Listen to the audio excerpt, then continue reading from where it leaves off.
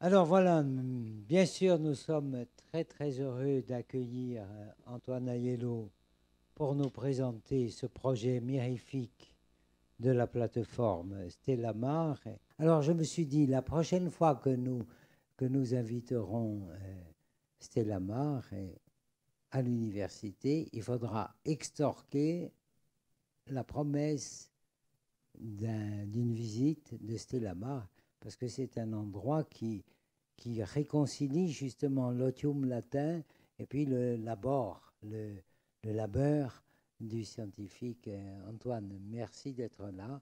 Nous t'écoutons et tout à l'heure, tu répondras peut-être à cette sommation. Merci. Merci beaucoup.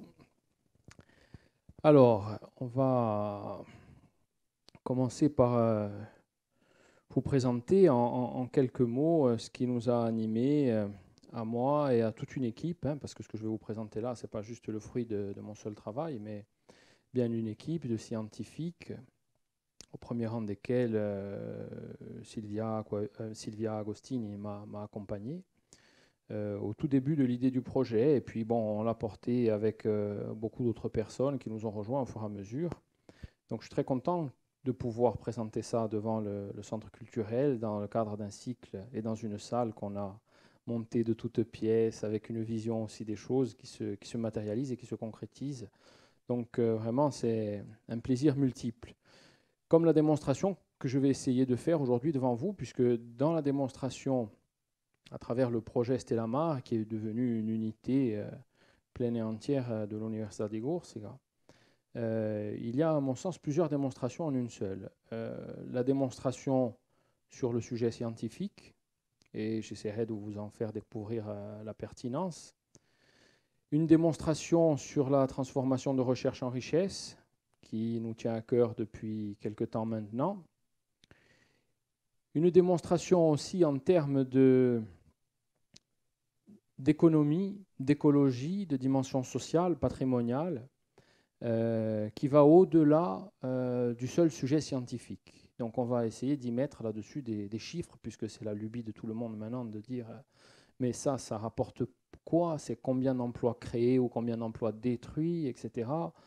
Et combien de biodiversité détruite, créée, suivie, mieux connue, mieux préservée, partagée aussi. On va voir un peu tout ça en quelques slides. Alors, tout d'abord, ce que vous voyez là, la photo, c'est la photo du site de la Marane. On a décidé d'implanter cette unité dans un lieu-dit, au lieu-dit du Casone, et que vous voyez là-haut à droite, c'est la bâtisse qui a le toit rouge, après le toit arrondi, je dirais, qui est un ancien pressoir à vin, un palmente. Les gens ne le savent pas, mais sur le cordon lagunaire, parce que le phylloxéra lié au substrat, au sable, n'attaquait pas la vigne, il y avait 500 hectares de vignes à cet endroit-là. Ceux qui courent un peu au terrain de rugby du Casone voient encore des pieds de vignes sauvages. Il y avait 500 hectares de vignes et ce Casone-là était la seule bâtisse avant 1971 à être sur le cordon lagunaire. Bien entendu, la route ne faisait pas le tour du cordon lagunaire. Il y avait un bac, enfin, Diago s'en rappelle, certains d'entre vous peut-être aussi. On ne passait pas en voiture. Et aujourd'hui, bon, dire ça de la Marane, ça semble surréaliste, mais c'était il n'y a pas si longtemps que ça, il y a une quarantaine d'années. Et donc, voilà, après avoir été un pressoir à vin, après avoir été un restaurant hein, tenu par Freddy Bonin, à qui l'université a acheté ce bien, c'est devenu, entre-temps, ça a été le cabaret des Chiamadialesi, et ensuite, c'est devenu un lieu scientifique. Ce lieu scientifique, on l'a voulu dans un domaine bien particulier, celui centré sur l'ingénierie écologique marine et littorale. J'y reviendrai tout à l'heure, vous verrez, c'est un sujet assez innovant. Alors, la genèse et les enjeux du projet. Le resituer au sein de l'université, après avoir structuré à travers des programmes, des projets scientifiques bien identifiés, la recherche de l'Université de Corse s'est donné les moyens de déployer une recherche proactive à travers notamment le transfert. Alors le transfert dans le domaine du patrimoine à travers la médiathèque culturelle de la Corse et des Corses, à travers le projet Mirt Paya Orba, qui était en aval du projet sur les énergies renouvelables, du projet structurant sur les ENR, et avec une composante beaucoup plus importante biologique, c'est-à-dire GEM, gestion de l'eau en Méditerranée, et une composante, je dirais, mineure en voilure sur la partie TIC, on a monté la plateforme Stella Mare.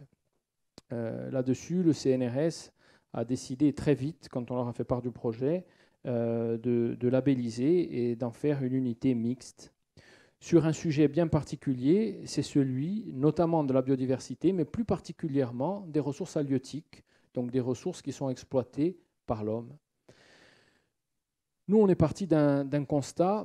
Un des éléments de notre constat, c'était qu'il y avait une perte de biodiversité à l'échelle de la planète. Et ce que je vous présente là est assez éloquent. Alors, on part du global et on reviendra ensuite au local et à la Corse. Mais ce que vous voyez là, la partie, je dirais, rose clair, enfin jaune orangé, on dira, c'est les espèces qui sont décrites. C'est-à-dire, aujourd'hui, l'humanité identifie un certain nombre d'espèces.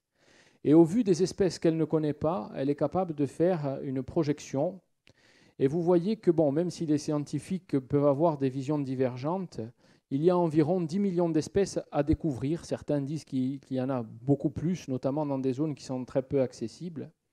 Mais même en partant sur ces 10 millions d'espèces, on s'aperçoit que les connaissances de l'homme, et moi c'est ce qui m'a frappé, n'étant pas biologiste, étant issu de la modélisation et la simulation des systèmes complexes, j'ai été vraiment impressionné de voir à quel point les connaissances à l'échelle planétaire sur ce sujet-là étaient faibles. Elles sont avérées, elles sont à ce point avérées que les deux autres chiffres qui sont en dessous sont encore plus parlants. C'est-à-dire qu'on joue une course contre la montre qui s'établit entre la capacité de l'humanité à mieux appréhender et à mieux connaître de nouvelles espèces. Sans doute, quand on dit les connaître, c'est les identifier, pouvoir les protéger, pouvoir vivre avec, peut-être en prendre conscience, et une vitesse à laquelle on détruit et des espèces disparaissent qui est encore aujourd'hui beaucoup plus importante. Ça, c'est par an, donc 18 000 nouvelles espèces découvertes par an et 25 à 50 000 qui disparaissent, puisqu'il y a une partie des espèces qui disparaissent qu'on n'a même pas eu le temps d'identifier. Donc voilà à quelle vitesse on va et dans quel environnement nous évoluons et où est-ce que l'Université de Corse porte sa contribution. Le temps qu'il faudrait est assez éloquent à l'échelle de l'humanité. Il nous faudrait quasiment entre 250 et 1000 ans, suivant notre capacité à agir, pour découvrir l'ensemble des espèces. Donc ne serait-ce que prendre conscience de l'impact que peut avoir notre activité. Un autre constat. Alors, bien entendu, une augmentation de la population qui est très fulgurante sur ces dernières décennies et qui visiblement ne s'atténue pas forcément. À côté de ça, on a un élément qui est très clair. On a dans le milieu marin, dans les océans, qui sont quand même les trois quarts de notre planète, 274 000 espèces qui représentent à peu près 15% des espèces qui sont connues. Avec, je vous le rappelle, au-delà du côtier, une extrême difficulté pour l'homme à explorer des profondeurs, notamment abyssales, qu'on a du mal ne serait-ce qu'envisager, puisqu'aujourd'hui, descendre en dessous de 100 mètres pour des observations, c'est quasiment impossible, c'est très difficile, ça demande une logistique énorme. Descendre beaucoup plus bas, c'est phénoménal. La carte est assez révélatrice de l'environnement dans lequel on évolue. On évolue dans ce qu'on appelle un hotspot de biodiversité, mais regardez quelle est la puissance quand on ramène la surface de la Méditerranée, 0,7% de la surface des océans, c'est-à-dire même pas l'épaisseur du trait, même pas 1%. Et on s'aperçoit qu'en fait, en Méditerranée, on a quasiment 8% de la biodiversité mondiale, dans le domaine, toujours en restant dans le domaine marin et côtier, avec 19 000 espèces identifiées. Et donc vous voyez un peu les zones en rouge, sachant que là-dedans, bien entendu, s'applique le pourcentage que j'évoquais tout à l'heure de méconnaissance d'un certain nombre d'espèces qui doit s'appliquer, y compris à la Méditerranée. Alors, on se rapproche, on est parti de l'échelle mondiale, on est redescendu à l'échelle de la Méditerranée pour voir un peu quelles étaient les grandes caractéristiques. Maintenant, on resserre le focus sur le sujet qui nous préoccupe, puisque on a la volonté, bien entendu, d'avoir une approche globale et à l'échelle, bien entendu, internationale, puisqu'on fait une recherche qui a vocation à être publiée et à être partagée à l'échelle internationale. Néanmoins, on le fait avec le souci permanent de répondre à des problématiques qu'a la Corse. C'est, de mon point de vue, ce qui fait l'essence même de l'université. Alors, on va prendre un cas particulier d'une espèce qui est très très bien connue, c'est celle de l'oursin. Et là, ce que vous voyez, c'est les chiffres de la FAO à l'échelle de la Méditerranée, avec, on le voit, une variation depuis les années 70. Avant, on n'a pas de chiffres, mais une variation qui est très très forte, y compris sur les zones très riches à faible population, très riches en oursins et à faible population comme la nôtre. On voit quand même que la variation reste très forte et elle suit ces chiffres-là. On a depuis 1 an et demi fait des transects, donc des suivis qui nous permettent, à travers des lois statistiques, d'évaluer les stocks. On s'aperçoit qu'il y a un net recul lié notamment à la pression humaine, hein, très clairement. Alors on a mis quelques échantillons d'articles sur la partie droite. Cap Corse, les oursins sont en voie de disparition, ce qui a donné lieu d'ailleurs à Maginadio à la création de la Maria dell'Orma, l'association qui veut absolument fermer la pêche aux oursins sur Maginadio. On est monté pour faire un transect. Un transect, c'est une ligne de 30 mètres qui est déroulée au fond et un plongeur de chaque côté fait qu'on évalue 1 mètre d'un côté, 1 mètre de l'autre. Et ça, plus des suivis à travers des carrés de 50 cm de côté, de façon aléatoire, on arrive à évaluer la présence d'une population. Il nous faut 54 individus. 4 plongeurs n'ont pas fait 54 individus dans leur prélèvement. Donc on est sur vraiment une situation avec des zones vraiment critiques. On a passé même le seuil critique dans certaines zones. Donc voilà, bon, je ne vous énumère pas les titres des journaux. Néanmoins, bon, on a une inquiétude très forte. Et paradoxalement, on a un produit de très grande qualité qui apporte une manne financière, dont on verra le volume tout à l'heure, à des pêcheurs dans la période la plus creuse, puisque c'est en plein hiver, et qui correspond aussi à un besoin et à un souhait de toute une population. Autre exemple, celui du Danti, donc le Dantex, on voit là des chiffres qui sont donnés avec des variations et une variation de 80% avec un déclin quand même qui est considérable. Et souvent, la façon dont on mesure le stock, c'est par rapport aux prises qui sont effectuées. Ce n'est pas la meilleure façon de le faire, mais néanmoins, ça reste un indicateur pertinent. On voit en tout cas une évolution de ce stock qui fait que la Méditerranée a été classée en déclin avec l'espèce qui est apparue comme étant vulnérable auprès de l'Union internationale pour la conservation de la nature, qui est vraiment l'organisme de référence. Et depuis quelques jours, il a été classé comme ceci sur le plan mondial. Alors, l'impact économique et les chiffres, puisque souvent on attend du scientifique, même lorsqu'il va demander des crédits, qu'on lui fasse la démonstration chiffrée que ça a de la pertinence, que les crédits publics doivent arriver là-dessus sur ces sujets scientifiques, etc. Alors là, vous avez, pour quelques espèces, on va continuer après en termes de prospective, à voir ce que ça représente. À peu près 200 pêcheurs en Corse, pour ce qui est de la pêche, je dirais, commune. Les pêcheurs d'oursins, c'est une trentaine de personnes. Un chiffre d'affaires qui représente à peu près 500 000 euros par an, je le rappelle, pendant 3 mois d'hiver, 3 à 4 mois d'hiver en fonction des périodes d'ouverture. C'est un élément important. Et 1 million d'individus qui sont prélevés par la pêche professionnelle. Bien entendu, il est très difficile pour nous de quantifier le prélèvement lié à la pêche récréative, c'est-à-dire vous et moi, lorsqu'on va se faire une oursinade le week-end. Mais il y a fort à parier que c'est un chiffre qui reste quand même conséquent. On ne sait pas s'il avoisine les 1 million d'individus, néanmoins, on pense qu'il est loin d'être neutre dans l'équation et dans la projection qu'on sera amené à faire dans la suite de nos travaux, et je vous les présenterai tout à l'heure.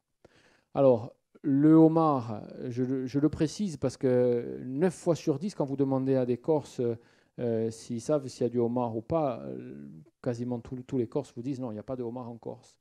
Il y a 7 tonnes qui sont prélevées à peu près par an de homard à travers, là aussi, les logbooks des pêcheurs. C'est même pas 10% de ce que représente la langouste, mais quand même, remarquez quand même le chiffre en bas à droite, c'est que c'est 5 millions d'euros par an, la langouste, c'est 60% des revenus de la pêche en Corse. Hein.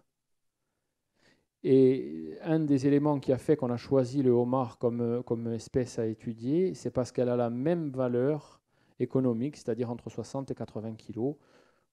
On laisse à l'appréciation de chacun la valeur gustative. Pour ma part, je préfère de loin le homard à la langouste, mais il y a un vrai sujet. Et juste une petite indication, 50% de ces 7 tonnes, quasiment tous les ans, les pourcentages sont à peu près équivalents, sont prélevés dans la predomie de Bonifacio, c'est-à-dire celle qui va de Probia fino a Regula a Portueto, sur l'Enzar.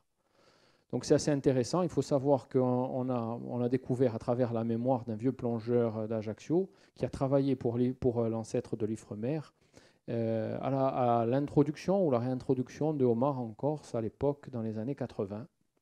Et il n'y a pas de trace de ce programme scientifique à l'Ifremer puisque c'était dans un organisme qui était antérieur à la création de l'Ifremer.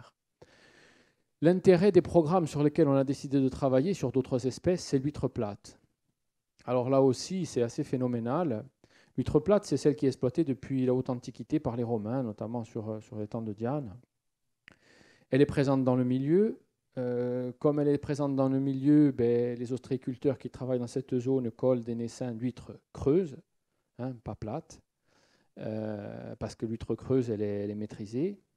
Ils mettent leur chapelet à l'eau, et comme elle est présente dans le milieu, l'huître plate, elle se reproduit, et à un moment donné, de façon naturelle, elle a un ensemencement qui se fait, y compris sur ces zones-là. Et qu'est-ce qui se passe? L'ostréiculteur, en l'occurrence Bernard Pantalacci, quand il nettoie ses huîtres, bien entendu, il fait ses bourriches d'huîtres creuses, et quand il trouve des huîtres plates, il les met de côté. Et il monte avec un produit qu'il ne peut absolument pas commercialiser, enfin, il peut le commercialiser, mais dans un volume qui relève de la cueillette et non pas de la culture. Il monte ses huîtres au salon, au concours général agricole, et ça fait quand même 5 ans qu'il gagne la médaille d'or. Donc rebelote, on fait encore la démonstration, et je n'ai pas évoqué le danti, mais c'est la même chose, d'une valeur gustative énorme, celle de l'oursin, celle du danti, celle de l'huître plate, par exemple. Un gisement économique qui est considérable, et ce que je dis là, c'est valable pas que pour cette espèce-là, c'est valable pour toutes les espèces. L'impérieuse nécessité de maintenir ce savoir habité à travers les pêcheurs et les connaissances et les compétences des pêcheurs, parce que quand vous avez une zone ou un territoire qui se déshumanise, ça devient un espace. C'est plus un territoire, c'est plus un environnement qui est habité.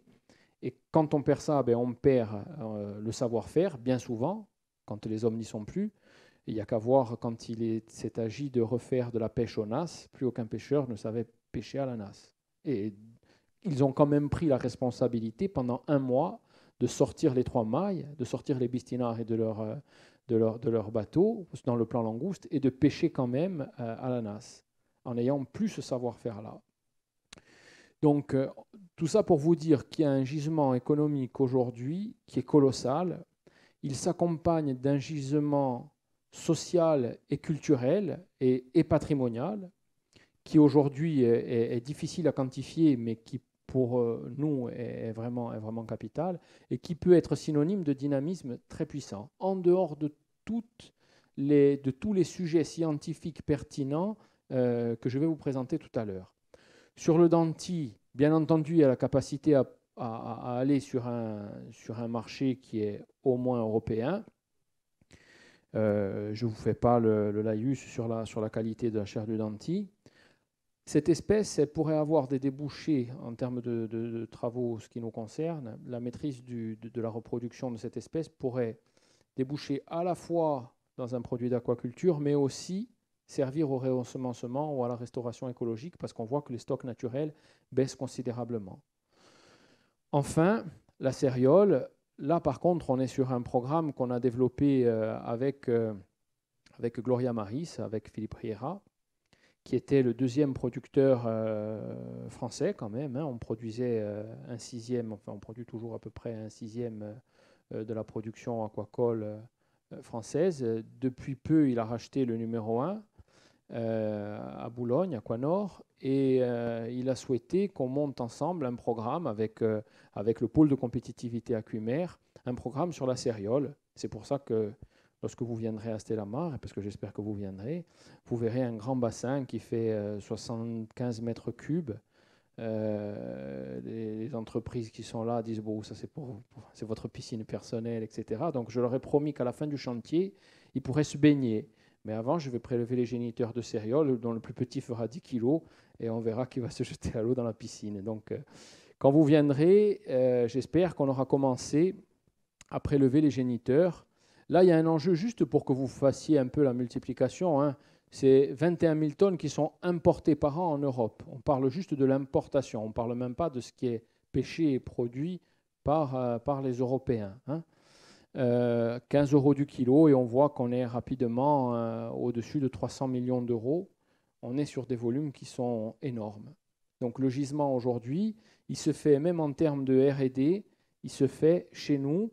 Le rôle de l'Université de Corse là-dedans et du CNRS à travers Stellamar, c'est de travailler sur le moment le plus complexe. C'est celui qui se situe entre le prélèvement du géniteur et sa stabulation, c'est-à-dire notre capacité à le garder en santé et en forme et en capacité de se reproduire dans un environnement totalement clos et maîtrisé. Donc pas de stress, bonne alimentation, bonne salubrité des lieux, etc. Et le moment où on va arriver jusqu'au juvénile. Donc d'avoir un géniteur et arriver jusqu'au juvénile, c'est de loin le moment le plus compliqué de la vie. Après, une fois qu'on est arrivé au stade de juvénile, généralement, les aquaculteurs savent ce qu'ils ont à faire. Il y a d'autres problèmes. Hein. Il y a des problèmes de pathologie, de grossissement, de forme, de qualité organoleptique de la chair, etc. Mais on est vraiment dans leur cœur de métier. Et nous, à ce moment-là, ce qui est prévu dans le programme Céréole que je vous présenterai tout à l'heure, c'est qu'on occupe, nous, une phase plus de suivi après le juvénile qu'autre chose.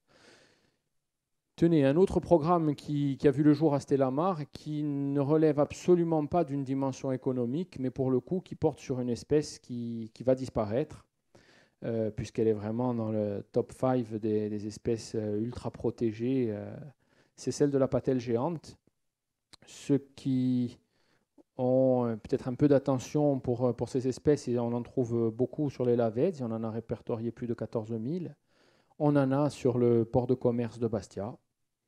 D'ailleurs, on a demandé à l'université de les sortir au moment des travaux qui vont être réalisés. Donc, ce sont les plongeurs et l'équipe de Stellamar qui va les sortir, qui va les mettre dans d'autres zones et qui ensuite les remettra en place, et tout ça gratuitement. Néanmoins, elle est halieutique.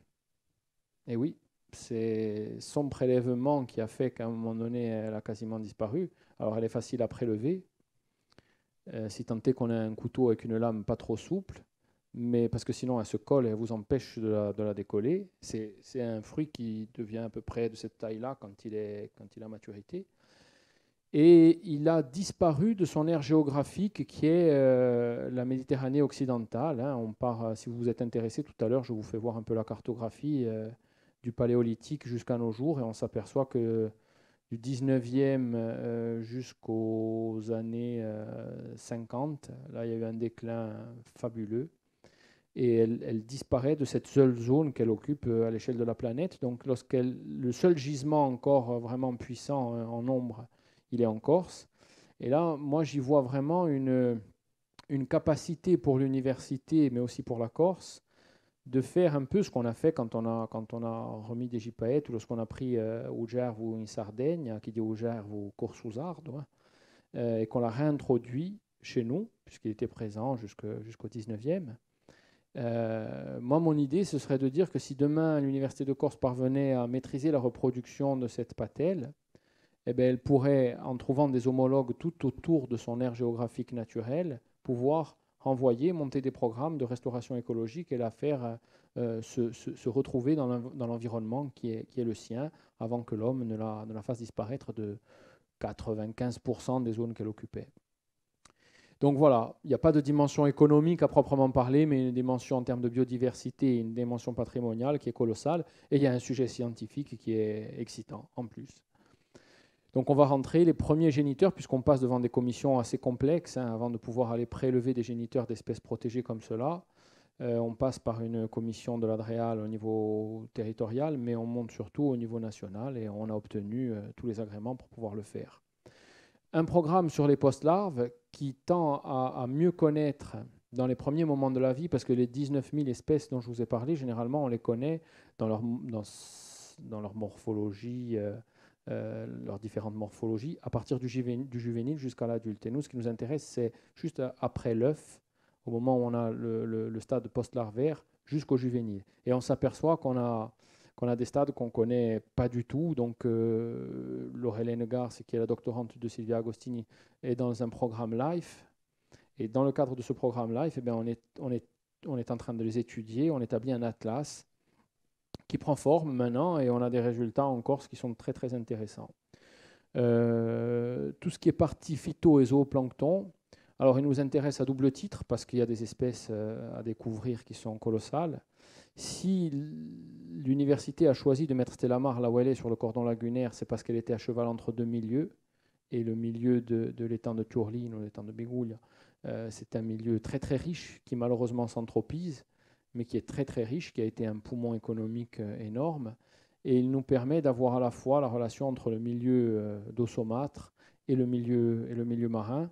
Et d'ailleurs, on y trouve des colonies de phyto et de zoo qui sont vraiment très très intéressantes, à la fois en termes d'études et en termes de premier maillon de la chaîne trophique. Vous comprenez bien que quand on est dans les bassins, nous, on a besoin de pouvoir alimenter. Et plus on a de diversité, puisqu'on cultive nous-mêmes notre phytoplancton et notre zooplancton, plus on a de diversité, plus on a de chances de trouver la bonne espèce qui va nourrir l'espèce étudiée. En l'occurrence, sur l'oursin, on a fait des tests avec d'abord des espèces communes, et puis après on a réussi à en isoler une de chez nous, et on s'est aperçu que ça marchait très bien. Et maintenant on est en train de faire des pontes avec des mixtes pour savoir à quel moment on va donner quel type de phytoplancton, et pour avoir le résultat et le grossissement le plus rapide et le plus harmonieux. Alors le choix en termes de positionnement de cette plateforme qui est devenue Unité, c'est à la fois sur ce triptyque, à la fois de la recherche, du transfert et de la sensibilisation. On travaille sur un temps très court qui est celui de l'innovation, où là par contre il faut aller très vite. Celui de la recherche qui s'inscrit dans un pas de temps souvent un peu plus long, et un troisième pas de temps qui lui est beaucoup plus long, qui est celui de la sensibilisation, qui est plutôt de l'ordre de la génération que d'autres choses, c'est-à-dire plutôt sur des pas de temps de 25 ans, parce que nous, on estime que les jeunes Corses qui viennent à Stella Mar, déjà, on aimerait les retrouver en tant que scientifiques en fac des sciences ou à l'IUT, déjà. On espère éveiller leur curiosité sur un domaine dans lequel ils baignent, ou pas, parce que ce n'est pas parce qu'on est jeune Corse qu'on a forcément cette sensibilité au milieu marin. Et on a la capacité à leur montrer des choses assez séduisantes. Donc on a établi, là ce que vous voyez là, les images en bas avec Romain Bastien qui est l'ingénieur aquacole et les classes de vraisemblablement 4e, je dirais, c'était dans la base avancée. Puisque dans un premier temps, on a établi nos locaux dans une base avancée qui se situe là où vous voyez l'étoile rouge. Alors, c'est assez intéressant parce que dans cette zone-là, on a beaucoup de choses. On a d'une part la réserve naturelle qui est composée de l'étang de Bigoulia et de son pourtour, en tout cas quasiment tout le pourtour de l'étang. On a un milieu urbanisé qui est celui de la ville de Bastia, donc ça aussi c'est assez intéressant. On a le gros ici de l'étang de Bigoulia, et on ne l'a pas mis là, mais pas très loin ici, on a l'embouchure du Gol. Et tout ça forme un écosystème qui est très complexe et qui est aussi très riche. Et il permet, bien entendu, d'évaluer à la fois des politiques, on ne l'a pas mis, mais à peu près dans cette zone-là, les pêcheurs ont immergé des récifs artificiels il y a quelques années dans le cadre d'un programme européen. on les suit de très près, on y met un courantomètre, on essaye de voir un peu comment on pourrait trouver des moyens, à travers un habitat approprié, de permettre à la biodiversité de recoloniser plus facilement certaines zones. Et ça nous permet d'avoir une vision à la fois de l'entropie du système et des interactions obligatoires qu'il y a entre une activité industrielle, puisque sur Fouriagne, on a Fouriagne, Bigoulia, Borg, on a quand même une industrie, des loisirs, des récifs artificiels dont je veux parler, des scientifiques, mais aussi des aménagements, un port, avec, je l'espère, un port de Bastia, un port de commerce qui ne verra pas le jour, je l'espère de tout cœur, parce que je pense que c'est une catastrophe écologique, pas tant seulement sur l'herbier de Posidonie, mais sur sa capacité à modifier le trait de côte, parce que quand on voit l'ouvrage tel qu'il va être positionné, il vient quasiment de cette zone-là jusque devant le môle, c'est-à-dire à peu près de cette zone-là, le bras remonte à peu près jusqu'ici. C'est colossal. Lorsqu'on voit l'impact qu'a eu le petit bras en dur du port de Toga sur le littoral au nord de Bastia, les résidences santalines, etc., les plages de Galéan dégagées, et on en est à avoir un à pic entre le plateau engazonné et la mer qui arrive en dessous. Donc il y a quand même une prise de conscience à avoir. En tout cas, moi j'espère de tout cœur que cet ouvrage ne verra pas le jour.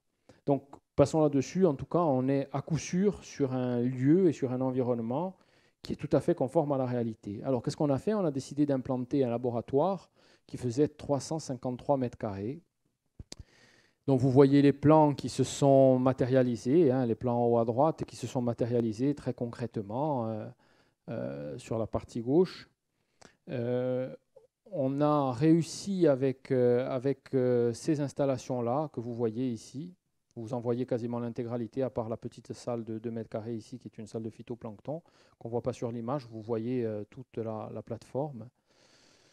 On a réussi à maîtriser l'oursin et à maîtriser le homard dans ce petit labo avec, quand on faisait les visites le jeudi après-midi, 50 scolaires qui débarquaient, qui mettaient les mains partout, avec obligation de faire un vide sanitaire derrière. Mais on a tenu bon, on a considéré que ça faisait partie des missions qu'on s'assignait.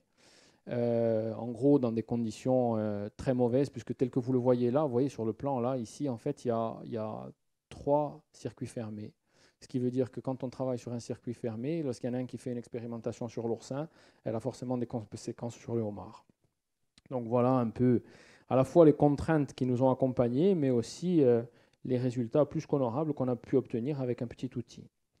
Au niveau des infrastructures, l'université a fait le choix de l'exemplarité sur ce site. Elle a établi dans un premier temps la démolition du restaurant de plage que vous avez sans doute connu, qui représentait 80 mètres carrés bâtis plus 400 mètres carrés de terrasse. On a pris le parti à enveloppe constante de le détruire. On a dû le détruire au tout début, c'est-à-dire on n'a pas pu attendre la fin des travaux pour voir s'il nous restait de l'argent pour le détruire, parce qu'en fait, il y avait une reconstitution de dunes à faire et les engins, il fallait les sortir pour pouvoir ensuite travailler sur le site. Donc, comme vous le voyez ici, on a détruit le restaurant de plage dans sa totalité et on a fini la reconstitution de la dune ici. Je pense qu'on est les seuls en Corse à avoir détruit de cette façon-là et restauré de cette façon-là avec le Conservatoire botanique et l'Office de l'environnement, puisqu'on a constitué une convention entre l'université et l'OEC, sans contrainte. C'est-à-dire que ça, on l'a fait de notre propre chef. Autre élément, et ça fait polémique sur le cordon lagunaire, l'accès public que vous voyez ici, il est totalement ouvert au public. Je pense que sur le cordon lagunaire de la Marane, il y a un vrai sujet. Il n'y a qu'à se mettre en mer et regarder où se concentre la population pour voir qu'en fait, il n'y a pas d'accès piéton. Donc l'université, là-dessus, elle est totalement irréprochable. Et ensuite, on a voulu faire une troisième démonstration. C'est celle de gauche, qui est alors une démonstration paysagère en termes d'intégration. Là, ce que vous voyez, le Sky Dome qui est ici, c'est le petit point blanc que vous voyez là. Vous voyez ? Donc là, on est sur cette partie-là, c'est le deuxième petit cercle qui représente à l'origine dans le geste architectural ici un œuf de loup. Voilà. Donc totalement, non pas engazonné, mais ce sont des plantes grasses qui vivent et qui fleurissent à la Toussaint. Et on a souhaité faire la démonstration qu'on pouvait faire des énergies renouvelables à un niveau élevé. En fait, ce qui se passe, c'est qu'on pompe de l'eau juste sous le sable, à quelques dizaines de mètres du bord. On utilise la hauteur de sable comme un filtre, et cette eau, on la pompe à une certaine température. Souvent, on est obligé de la rafraîchir un petit peu pour la mettre à la température vraiment souhaitée, puisque quand on est par exemple dans un élevage larvaire, les variations de 2 degrés se révèlent être catastrophiques. On peut vraiment avoir des pertes fortes. Donc on régule notre température, et cette eau, avant de la rejeter en aval du sivum de la marane, qui vient diluer l'effluent du sivum, autre élément positif, eh bien, on la retient un petit peu et on utilise son gradient de température. Un peu ce qu'on fait avec de la géothermie lorsqu'on utilise la température qui est sous le sol et la différence surtout de température entre l'air et le liquide caloriporteur qu'on enfouit sous terre. Et bien là, c'est un peu le même système, sauf qu'on utilise la température de l'eau, on la fait passer dans un échangeur et 2 options. Soit l'eau est fraîche et on a besoin de froid, ben on utilise directement le froid pour le froid. Soit l'eau est fraîche et on a besoin de chaud. Et à ce moment-là, on fait une inversion de cycle. C'est ce qu'on a déjà fait à l'IUT avec le réseau d'eau chaude de Corté qui monte jusqu'à l'IUT et qui soit chauffe, soit refroidit l'eau qui est dans les radiateurs.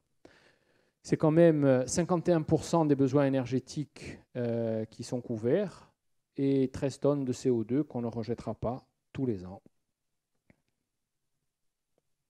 Alors, la partie sensibilisation, on voit ici un petit peu le plan de la plateforme qui est sous le cercle. Hein. Ici, il y a le cercle. Alors, quand on sort le cercle, ici, il y a une marche en avant, ce que vous voyez là, que j'essaye de souligner en rouge. Et cette marche en avant, elle se fait comme étant le circuit de visite. Ce circuit de visite, alors là, on ne le voit pas bien, la personne, vous ne le répéterez pas, elle n'est pas de grande taille, pour ceux qui la reconnaissent. Mais tant mieux si vous ne la reconnaissez pas, comme ça personne ne parlera. Mais en tout état de cause, c'est vous montrer à quel niveau on a positionné les bassins et les hublots dans les bassins. C'est vraiment à destination des enfants. Nous, ce qu'on veut, c'est surtout ces jeunes générations qu'elles soient en capacité de voir peut-être même des pontes de lentilles d'ici un mois. Voilà, on est vraiment dans cette démonstration-là. Et le gros avantage d'avoir eu maintenant cette marche en avant, hein, pour ceux qui ont fait un peu de qualité sanitaire, savent ce que c'est que les jeunes et les moins jeunes qui auront à se baisser ne vont avoir aucune interaction, mais vont voir la science en action. Mais ils n'auront aucune interaction avec les process. Et ça, c'est un élément déterminant parce qu'à nous, ça nous causait énormément de problèmes. Petit détail, dans cette salle de conférence que vous voyez là, de 80 places, tout autour, ici, on a mis des aquariums. On va la finir ce mois-ci. Et en même temps, puisqu'il y a des ateliers, et en même temps qu'ils font la visite, il y aura sans doute des haltes ici. Et ce que je vous fais là en termes de présentation, eh bien, généralement, il y a des quiz, etc. Et ils vont pouvoir voir le vivant, en plus de la projection. Et quand on n'aura pas le vivant à leur montrer, on pourra leur montrer des vidéos. Et dans les couloirs, là où il n'y a pas des hublots comme là, eh bien, il y a des écrans qui sont prévus pour pouvoir montrer des choses dont on ne dispose pas tout le temps, parce que ce n'est pas tous les jours le printemps. Voilà.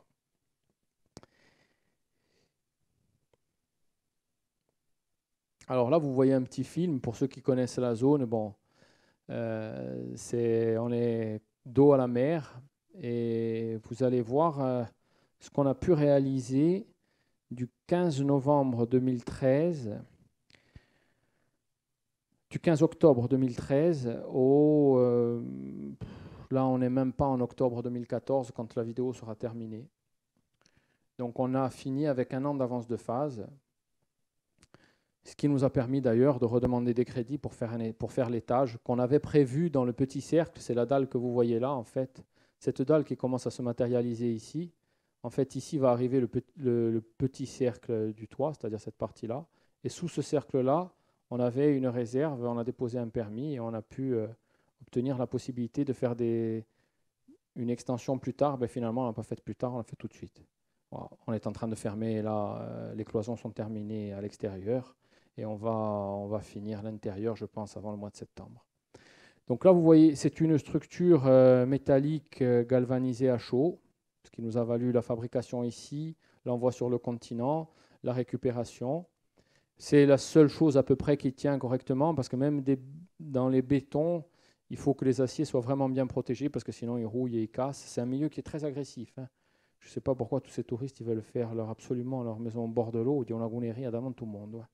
Le bord de mer, c'est très très agressif. Et le moindre morceau de fer que vous laissez, en quelques jours, il rouille et ça a vraiment des conséquences très fortes. Donc là, vous voyez fermer la zone. Voilà, ça a duré moins d'1 an, puisque vous ne voyez pas l'autre partie des bâtiments qui, en parallèle à ça, bien entendu, ont été finis, bardés de bois et crépis.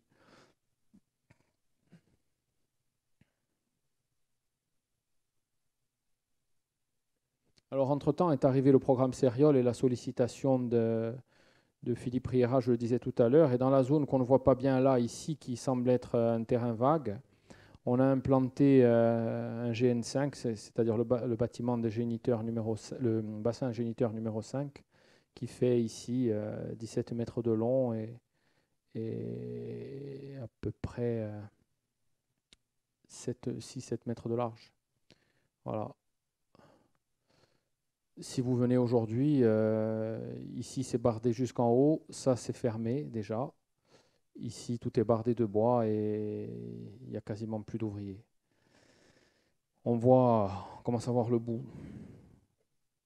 En termes de fonctionnement, on a Silvia Agostini qui est responsable des programmes scientifiques. Donc ici vous voyez l'ensemble des programmes, on en a une quinzaine à peu près. Un programme Marina Cosmétique qu'on ne gère pas, ce sont les chimistes de Vignoles qui le gèrent et nous ont demandé de faire des prélèvements pour voir si il n'y a pas moyen de sortir des huiles essentielles ou des extraits un peu intéressants, notamment en cosmétique, etc. Et globalement, on commence à trouver, donc on leur fait les prélèvements, on leur envoie. On est un peu les petites mains, bien que Vanina donne son avis sur les espèces à évaluer. Ange et le directeur de Vincent Cast là, ont bien avancé là-dessus. Ils ont commencé des publications avec sans doute même peut-être des premiers essais. Pour tout le reste, vous allez retrouver les espèces qu'on va revoir tout à l'heure. Et ici, vous avez une autre partie de l'organigramme avec Romain Bastien qui gère l'ensemble de l'équipe technique. Pierre-Mathieu Nigola et qui m'assiste dans ma basse besogne. Sur les crédits de fonctionnement, mais ce n'est pas tellement sur les montants qui sont des montants relativement corrects pour des structures comme la nôtre, qui vont croître sans doute, qui vont devenir plus cohérents lorsqu'on aura le nouveau bâtiment. Ce qui est intéressant de voir, c'est le camembert rouge, c'est-à-dire qu'en fait, sur les ressources propres de l'université, on tourne très peu. C'est une grosse partie de programmes qu'on va chercher et des sous qu'on va chercher à l'extérieur. C'est aussi une vision un peu différente de ce qu'on peut voir. Et l'origine des crédits est assez parlante. Ce que vous voyez là, c'est le LIFE qu'a piloté Sylvia pour les post-larves. Ici, c'est ce qu'a mis le CNRS tous les ans. Alors la part peut se réduire en fonction des crédits FEDER qui font varier l'assiette globale, hein, vous le voyez. Mais en tout état de cause, quand vous le regardez en équipement, on est sur la même structure de crédit, toujours une part de FEDER, enfin de fonds. Alors ce n'est pas que du FEDER en fait, hein, c'est des fonds européens. Et quand vous regardez sur les salaires, là c'est encore plus éloquent. Il y a une petite singularité qui mérite d'être soulignée.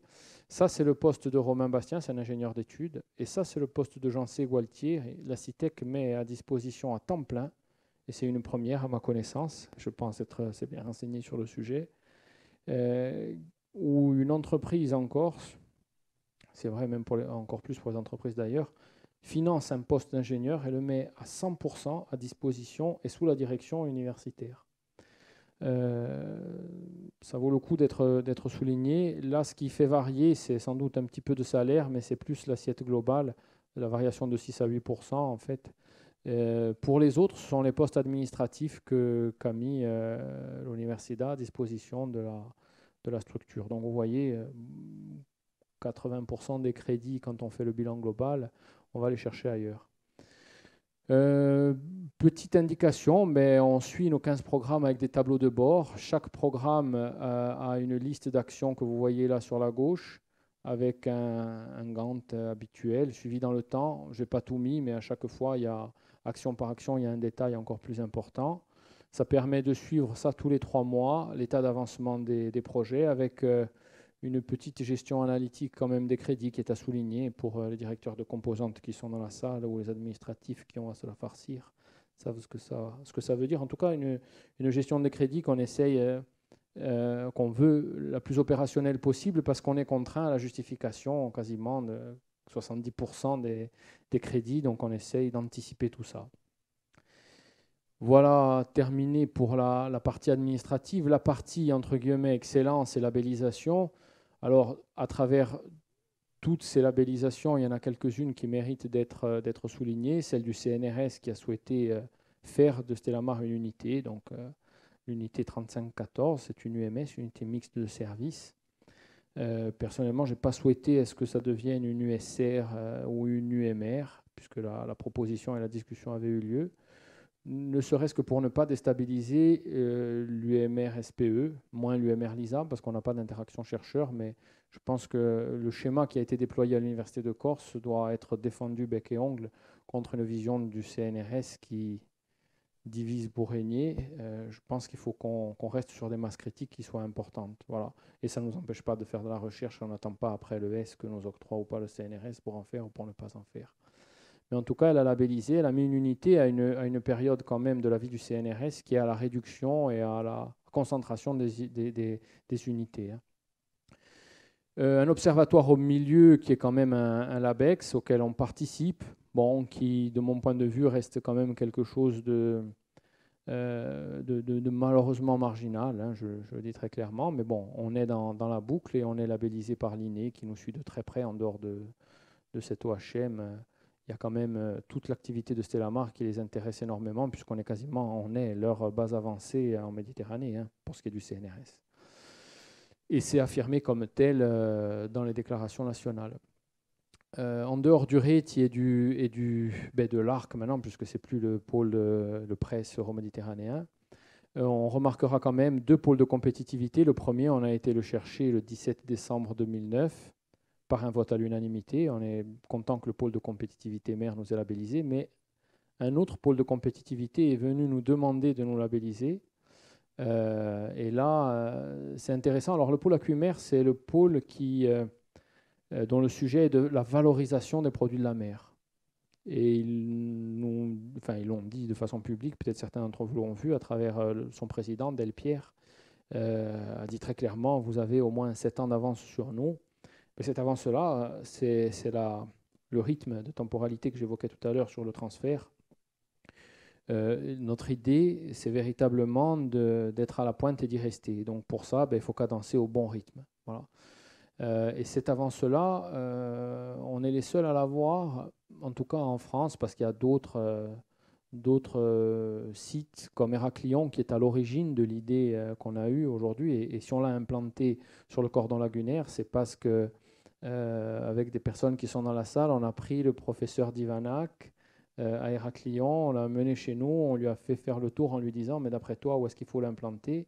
Et Marie-Françoise était avec nous et on n'a pas hésité une fraction de seconde quand il nous a dit « il faut être absolument entre les deux milieux, entre la mer et entre l'étang ». Et ensuite, on a fait notre petit bonhomme de chemin et on s'est dit que ces recherches finalisées, elles allaient être déterminantes et qu'on n'allait pas être une station biologique. Alors, petite parenthèse, une station biologique, qu'est-ce qu'elle fait ? Elle observe le vivant.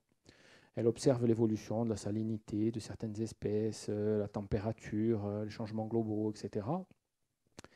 Nous, on a décidé de prendre le sujet différemment. Nous, on a décidé d'y rentrer comme on y est rentré au moment où on a eu ce déclic à Héraclion, lorsqu'on était devant un bassin de 10 mètres cubes avec 90 000 pagres comme ça, qu'avait réussi à faire Pascal Divanac, à produire. Et on est resté collé à la profession. Et ça, c'est un élément déterminant. Je vous disais plusieurs démonstrations. Pour moi, ça, c'est un jalon important. La profession, elle a été avec nous, elle l'est encore. C'est plutôt bon signe. Quand on connaît la relation qu'il y a entre les pêcheurs à l'échelle mondiale et les scientifiques, elle est souvent très mauvaise. Chez nous, ce n'est absolument pas le cas. Pourquoi ? Parce que les choses, on les fait en accompagnement permanent, en contact permanent. L'Assemblée générale des pêcheurs s'est faite à Stellamar il y a quelques semaines de ça, il y a 15 jours de ça. Donc voilà, on fait les choses ensemble. Et d'ailleurs, à l'étage, dans les 400 mètres carrés de bureaux qu'on est en train d'aménager, le comité des régionales des pêches et le syndicat des aquaculteurs implanteront leur siège. Donc c'est une chose, de mon point de vue, qui est très importante en termes de visibilité. On a l'association Aumarine qui joue l'interface entre nous et les établissements scolaires pour faire les visites, qui va être elle aussi localisée dans nos locaux. Donc on voit un peu l'écosystème qui est en train de se mettre en place autour de ce projet. Alors notre choix, ça a été quoi? Ça a été de dire on constate des dégradations du milieu. Ceci fait naître des problématiques qui sont soit techniques, soit d'ordre sociaux, soit d'ordre économique, écologique, soit tout en même temps d'ailleurs, bien souvent. On essaye d'en déduire des problématiques scientifiques, donc là forcément on fait le tri, on fait des choix, et à travers la recherche en écologie et en modélisation, on aboutit à des méthodes, des outils, et on va vers une expertise et un transfert. Tiens, en termes d'expertise, l'avis de l'Union internationale de la conservation de la nature que j'évoquais tout à l'heure sur le Danti fait référence à la publication qui a été faite par un jeune doctorant, Michel Marengo, de l'Université de Corse à Stellamar sur le Danti. Donc on voit véritablement qu'aujourd'hui, et le comité régional des pêches nous demande de produire un avis qu'on a émis récemment, l'université prend toute sa place, mais vraiment à l'échelle internationale. Parce qu'un avis de l'UICN, c'est pas rien. Avoir une référence de nos publications dans cet avis, ça veut aussi dire des choses. Et c'est une unité qui est même pas encore née, je dirais, à l'échelle de... Enfin, il y a pas mal de chercheurs dans la salle, vous savez que 5 ans à l'échelle de la recherche, c'est très peu. Hein. Donc on commence à avoir des résultats vraiment tangibles. L'objectif, c'est que ce transfert et cette expertise nous permettent de faire de la restauration écologique à travers un moyen, c'est celui de l'ingénierie écologique. Donc quand je vous disais qu'on a choisi de ne pas être une station de biologie marine, c'est pour être une station d'ingénierie écologique. Alors, l'ingénierie écologique, on pourrait la définir comme l'utilisation le plus souvent in situ, mais bien entendu aussi en milieu régulé et contrôlé. C'est le cas de Stellamar qui fait ses études dans les deux champs, c'est-à-dire dans le champ in situ, je dirais en mer, et dans les locaux maîtrisés des mésocosmes que l'on a à Stellamar, de populations, de communautés, d'écosystèmes dans le but de modifier une ou plusieurs dynamiques biotiques ou physico-chimiques de l'environnement dans une direction considérée comme favorable à la durabilité des sociétés humaines. Comment est-ce qu'on peut utiliser pour et par le vivant les moyens que nous procurent ces écosystèmes pour endiguer des problématiques que bien souvent l'homme génère? Parce qu'aujourd'hui, il n'y a qu'à le voir, quand on décide de sortir l'homme du milieu, faites une réserve intégrale et vous voyez... Alors, il peut y avoir des déséquilibres, hein, c'est-à-dire des espèces qui montent en force, de voir des indicateurs sur le mérou avec une forte population de mérou. Ça a aussi des conséquences puisque c'est un super prédateur et vous allez trouver forcément moins de langoustes, moins de poulpes, etc. Mais en tout état de cause, sortir l'homme du milieu, ce n'est pas une solution si on veut habiter le milieu, et très clairement, c'est notre choix affirmé. Néanmoins, les réserves nous apportent des indicateurs vraiment précieux. Donc, ne voyez pas dans mon propos une opposition, mais entre avoir des réserves et une mise sous cloche du milieu, il y a un pas qu'on ne franchira pas. Hein. Je pense que l'humanité a plutôt un autre problème, c'est celui d'être très très présente, et surtout sur le trait de côte, parce qu'on sait qu'il y a une localisation de la population qui se fait plutôt en bord de mer qu'à l'intérieur des terres, pas qu'en Méditerranée d'ailleurs, et donc avec des conséquences très fortes et une dégradation des milieux très vulnérables que sont les espaces côtiers. C'est pour ça qu'on s'est positionné sur l'ingénierie écologique marine et littorale. On est vraiment dans cette zone-là, c'est-à-dire moins de 200 mètres de fond, et bien souvent bien moins de 200 mètres. Les deux ensembles ici, pas la peine d'essayer de les lire, ils ne présentent pas d'intérêt, mais ici vous avez toutes les études environnementales qui sont faites dans le milieu, c'est-à-dire en mer ou en étang, et cette partie-là, c'est les études zootechniques qui se font dans le cadre de toute la structure et la plateforme, c'est-à-dire en milieu régulé et contrôlé que l'on a. L'objectif, c'est de mettre à disposition de nos partenaires institutionnels, gestionnaires, politiques, qui ont des décisions à prendre, l'ensemble des avis, des techniques, des connaissances, des compétences et des process à mettre en œuvre, soit pour la protection, soit pour l'utilisation durable de nos ressources, parce qu'en l'occurrence, on parle de biens communs. Stellamar, c'est cet ensemble-là de programmes. On les voit ici. Alors, le programme Serial, vous le voyez ici, eh bien, on commence à adresser des fonds qui sont difficiles d'accès. Enfin, je ne sais pas s'il y a beaucoup de FUI qui ont été montés à l'Université de Corse, mais on commence à se frotter un peu à ce sujet. Ça fait 2 fois qu'on est retoqué. On l'a représenté encore cette semaine. Mais pour que vous ayez un ordre de grandeur, c'est un projet qui fait moins de 6 millions d'euros et qui amènerait à l'Université de Corse 1 100 000 euros, si on y parvenait. Je pense que cette fois-ci, on a de bonnes chances. Le pôle AQMR pousse énormément. Le professionnel, en l'occurrence Philippe Riera, avec la plateforme d'Aquanor, Nouvelle Vague, etc., pousse aussi beaucoup. Et Gérard Rome suit à travers sa position, puisqu'il nous a accompagnés depuis toujours, aujourd'hui est en position d'avoir une prégnance encore plus forte, puisqu'il est président du comité national des pêches, donc c'est lui qui représente la pêche en France, c'est un Corse qui la représente. Donc on y croit dur comme fer, il y a des impacts économiques qui sont considérables. Et on espère pouvoir faire la démonstration qu'une petite entité comme la nôtre, avec 25 emplois qui ont été créés, très jeune, je fais partie des plus vieux avec... oui, bien sûr, Marie-France, ça nous fait plonger la moyenne. On va s'en débarrasser d'ailleurs, mais hormis Marie-France, je suis un des plus vieux après Paul. Donc une structure très jeune et petite en taille, se mettre en situation de concurrence et en étant vraiment le maillon central de ce projet FUI, ça a aussi eu une autre valeur démonstrative. Et je pense qu'il ne faut pas qu'on ait peur d'attaquer ce genre de programme et ce niveau de financement. Alors là, vous avez un schéma un peu plus clair, un peu plus lisible aussi. Sur la base de cette figure, vous avez un peu les contraintes qui pèsent, c'est-à-dire la pêche professionnelle, loisirs, aménagement, la pollution et la sauvegarde d'espèces qui sont en voie d'extinction, qui sont bien entendu en voie d'extinction souvent par des phénomènes croisés ou par des contraintes qui sont un peu dans toutes les boîtes qui se situent en bas. Notre objectif, c'est le maintien de la biodiversité. Et notre vecteur, c'est la restauration écologique. Cette restauration écologique, elle peut être orientée soit pour maintenir des espèces dans le milieu, les protéger, mettre en place les habitats qui vont bien, trouver les moyens d'arriver jusqu'au stade de juvénile pour faire de la restauration d'écosystèmes dégradés, soit la compensation des stocks qui sont prélevés. Et là, je vais vous donner des exemples très concrets, puisque Diago m'a demandé d'être pédagogue efficace, donc on va essayer de l'être, de comment s'établit le cycle de la problématique que l'on sait poser à Stellamar. Alors, on a pris un exemple, celui de l'oursin. On a maîtrisé sa reproduction. Alors là, ce que vous voyez en haut à gauche, ici, j'ai un laser qui n'est pas très puissant, mais ce que vous voyez au-dessus du bac, en fait, c'est qu'avec 12 oursins, 10 femelles et 2 mâles, bon, là, en l'occurrence, dans le truc, il y en a... Voilà. 10 femelles, 2 mâles, on arrive à avoir 10 millions d'œufs. Dans la nature, 10 millions d'œufs vont donner un adulte en âge de se reproduire. Ça, c'est pour les oursins. Pour les poissons ou pour les homards, c'est 1 million d'œufs qui vont donner un adulte en âge de se reproduire. C'est vous dire à quel point la nature est sélective et dure avec ses progénitures.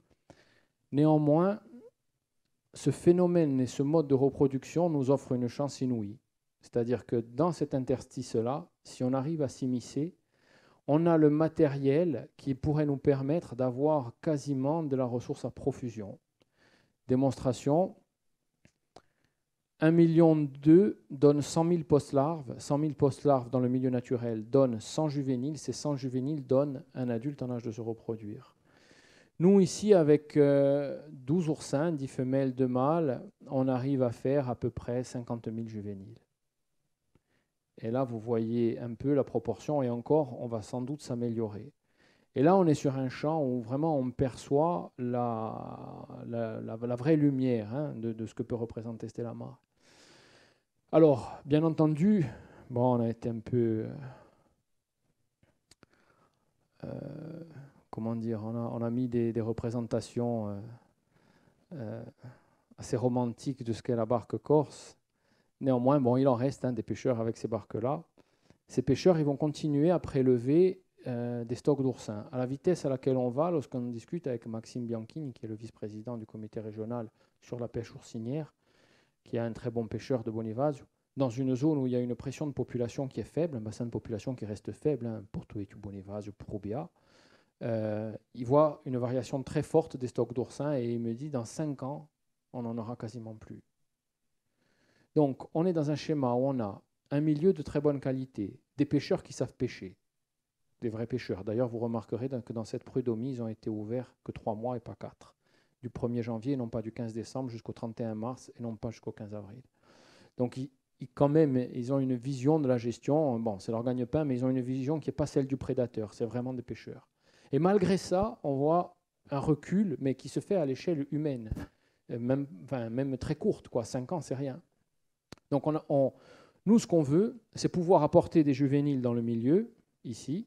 C'est là où on va matérialiser un peu l'intervention de Stellamar à travers ces 2 plongeurs, à travers des micro-habitats qu'on est en train d'étudier, même si on les avait déjà étudiés dans la plateforme, dans la base avancée.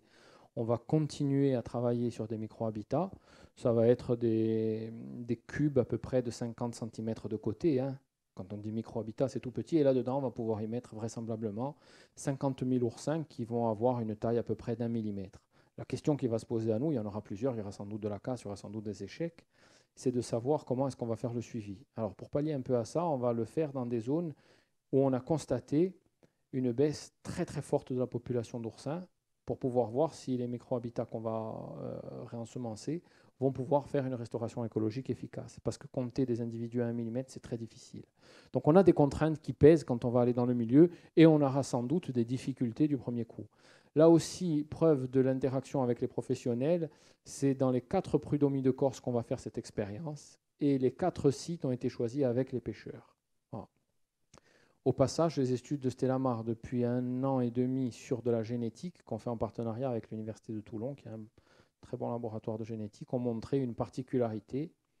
C'est que la population de Paracentrotus lividus, donc l'oursin commun que vous dégustez, est spécifique en Corse. C'est-à-dire qu'on a une population génétique qui est très marquée, avec vraiment une grosse différence.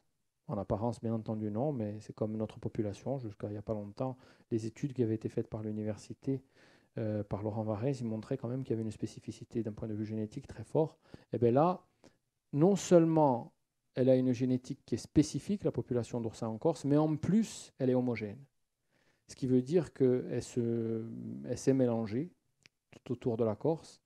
Et ce qui nous facilite à nous la tâche, même si on va aller prendre les 12 géniteurs sur le site, parce qu'on veut quand même prendre des précautions, on s'aperçoit que génétiquement, on pourrait très bien prendre un oursin de Maginade et faire une restauration écologique à Bonifacio, on n'aurait pas d'impact. Voilà.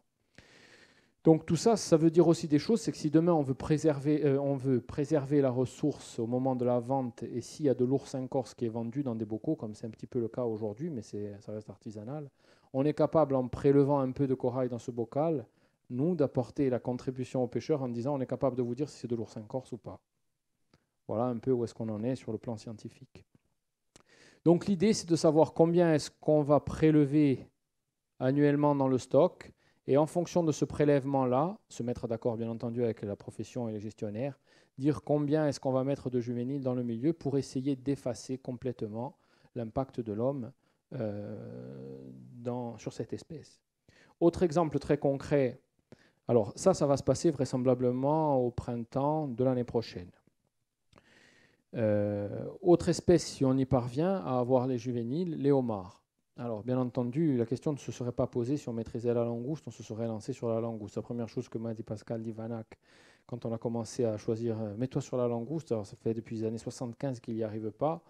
Vu la qualité du chercheur, on ne s'est pas frotté à la langouste. En fait, oui, on ne l'a pas dit, mais on a essayé. On a eu les 2 premiers stades larvaires, on n'a pas pu s'empêcher, et on va continuer à le faire sans financement. Mais on a décidé avec les pêcheurs de travailler sur une autre espèce, qui est le homard, qui a la même valeur financière sur le marché et qui présente la particularité d'être maîtrisé par d'autres et aussi par nous maintenant. puisqu'on a maîtrisé, je vous l'ai dit tout à l'heure, la reproduction. Et en ce moment même, on a des pontes de femelles homards, là maintenant. On en avait à peu près 14 000. On a eu un petit problème d'alimentation en eau, puisque le bâtiment n'est pas encore totalement livré. On en a perdu quelques-unes, mais il nous reste encore une femelle qui va pondre. Donc, on aura des juvéniles de homards, et je vais vous montrer les résultats tout à l'heure en vidéo des juvéniles qu'on a pu élever à Stellamar. Alors là, l'idée, c'est quoi? C'est qu'en fait, ici, c'est matérialisé sur cette barque-là, le stock de langoustes qui était prélevé habituellement puisse être transformé par un prélèvement sur un stock de homards. Peut-être même sur une zone avec des récifs artificiels bâtis en commun accord avec les pêcheurs, dans lequel il y aurait un effort de pêche plus puissant. C'est ce que fait la Norvège depuis 2006. Ils pêchent au casier. C'est bien entendu de la pêche sauvage. C'est pas de la pêche, c'est pas de l'aquaculture. Les individus ne sont pas nourris. Ils réensemencent le milieu. Et pour vous donner l'efficacité de l'effort de pêche, chaque casier rapporte 2,7 homards à chaque fois qu'il est plongé dans l'eau, à chaque fois qu'il pêche. Il rapporte 2,7 homards. Et les concessions qui sont octroyées, bon, nous, on n'est pas dans cette vision-là des choses, bien heureusement, mais les pêcheurs ont des concessions de 2,5 hectares. Et ils arrivent à vivre avec 2,5 hectares. C'est rien du tout en surface marine. Mais on a d'ailleurs récupéré un ingénieur qui a travaillé en Norvège là-dessus. Donc l'idée, ce serait de dire, laissons reposer le stock de langoustes pour que la nature fasse son œuvre, c'est-à-dire permettre de faire recroître le stock de langoustes, et allons travailler et faisons travailler nos pêcheurs sur une zone qu'on aura déterminée ensemble et pour laquelle on aura, après une production en labo, permis le réensemencement. Petite remarque, la femelle que vous voyez là, elle est prélevée, donc ce sont les pêcheurs de Corse, puisqu'il n'y a rien, aucune espèce, aucun individu qui ne rentre dans nos labos qui ne soit prélevé, soit par les pêcheurs, soit par nous, sur notre littoral.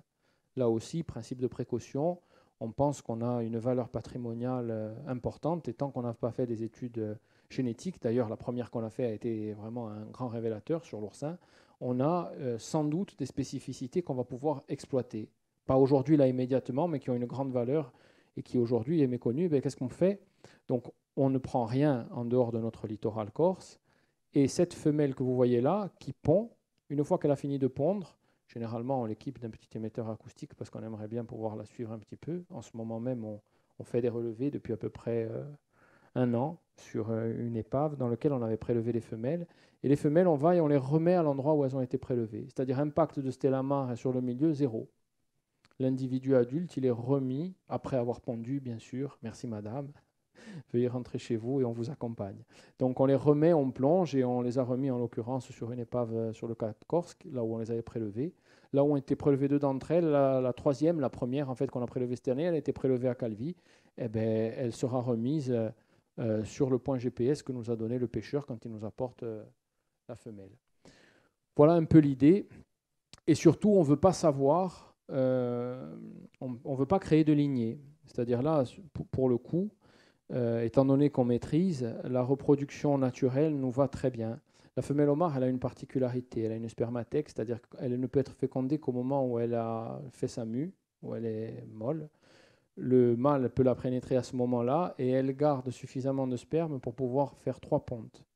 Donc, on peut même avoir des femelles qui sont de nouveau fécondes en bassin, mais on ne veut pas le faire parce qu'on ne veut pas garder et donner de prédominance génétique. Donc, elles peuvent être éventuellement récupérées, qui sait, peut-être demain, dans une autre année, peu importe, mais elles seront fécondées. Dans le milieu, on ne garde pas les mâles et on ne fait pas de reproduction dans nos bassins.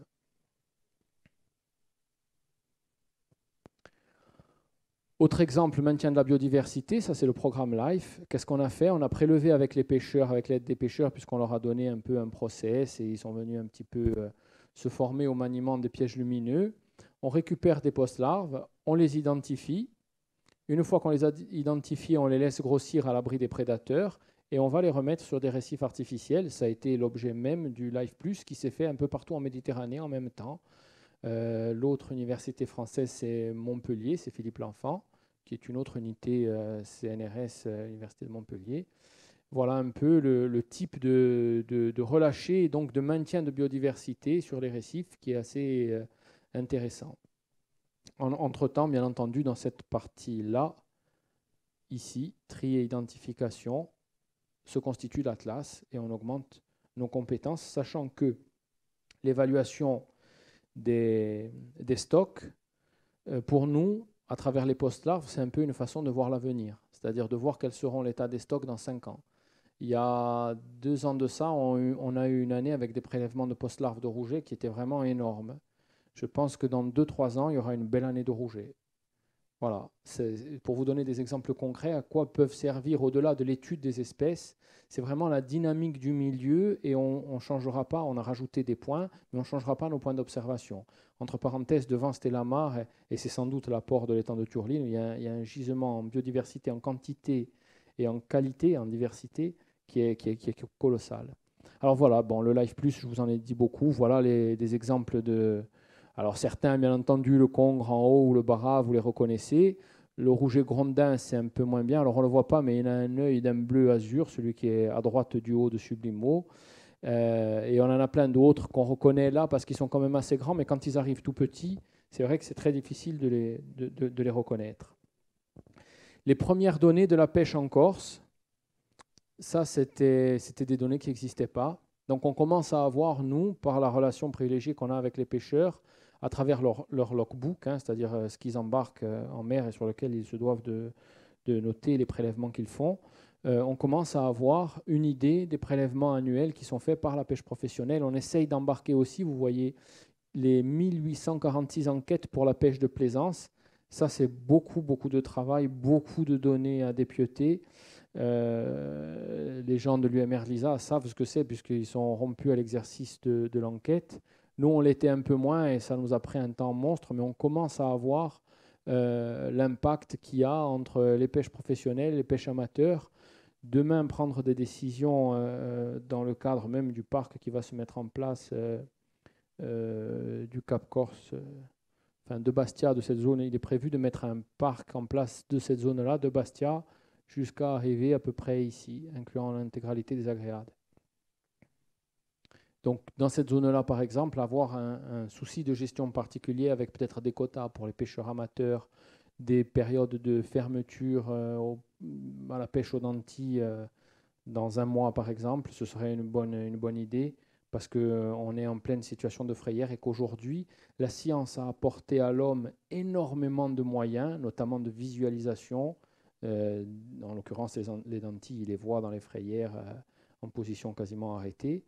Mais en aucun cas donner un coup de main à la nature pour qu'elle puisse s'en sortir un peu mieux. Donc on a apporté de la puissance moteur toujours plus importante, des bateaux plus rapides, plus légers, plus efficaces, avec des treuils plus puissants, des objets de mesure, de visualisation. Je ne sais pas si vous avez vu les grands tonniers seineurs.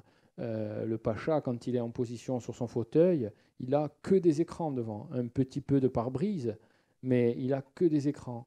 Et c'est assez impressionnant de voir que la science, à un moment donné, ne s'est jamais préoccupée de savoir comment est-ce qu'elle pourrait intervenir pour donner un coup de main à la nature, mais uniquement dans une vision de prélèvement. Là, vous avez, dans le cadre des premiers programmes européens qu'on a eus, 2010-2013, on a essayé d'innover, on a réussi alors que tout le monde nous disait qu'on n'y arriverait pas, on est parvenu à faire la reproduction. Ce que vous voyez là, c'est le cycle de l'oursin. Ici, vous voyez les géniteurs qui pondent, qui sont sacrifiés, bien entendu.